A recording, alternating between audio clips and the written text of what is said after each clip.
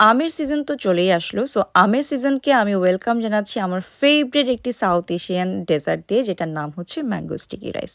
I believe এই খাবারটা অনেকেরই ভীষণ, ভীষণ পছন্দ এবং মজার বিষয় হচ্ছে ২০২৪ সালে এসে এই ডেজার্টটাকে ওয়ার্ল্ডের 2nd বেস্ট রাইস পুডিং হিসেবে নির্বাচিত করা হয়েছে।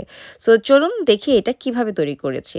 সো প্রথমেই আমি সেতারার যে স্টিকি রাইস আছে বা গ্লুটেনাস রাইস আছে এটা নিয়ে নিয়েছি। আপনারা চাইলে পুডিং রাইসও ব্যবহার করতে পারেন, যেইটা আপনাদের কাছে সহজলভ্য ওই রাইসটাই আপনারা ব্যবহার করতে পারেন। সো রাইসটাকে ধুয়ে একটু সোক করে রাখলে একটু বেটার। যদি আপনি 20 মিনিটসের জন্য একটু পানিতে ভিজিয়ে রাখেন তাহলে রাইসটা খুবই সুন্দর হয়।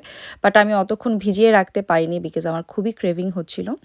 সো আমি ১ কাপ চালে ২ কাপ পানি দিয়ে সিদ্ধ বসিয়ে দিলাম এবং পাশেই আমি একটি সস তৈরি করে নিচ্ছি।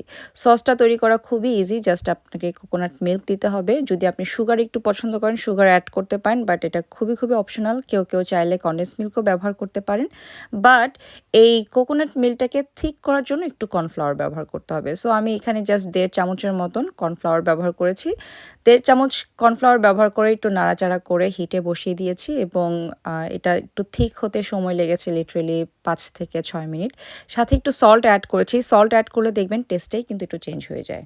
সসের থিকনেসটা ডেফিনেটলি যার প্রেফারেন্সের উপর ডিপেন্ড করে, বাট বেশি থিক হলে কিন্তু খেতে বেশি মজা লাগে না।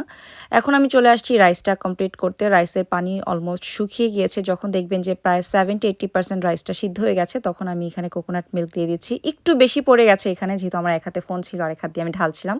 আর একটু কম দিলেও কিন্তু খুব ভালো রাইস হতো। এখন হচ্ছে সার্ভিংয়ের পালা। সো আমি ফ্রেশ আম কেটে এখানে স্লাইস করে নিলাম।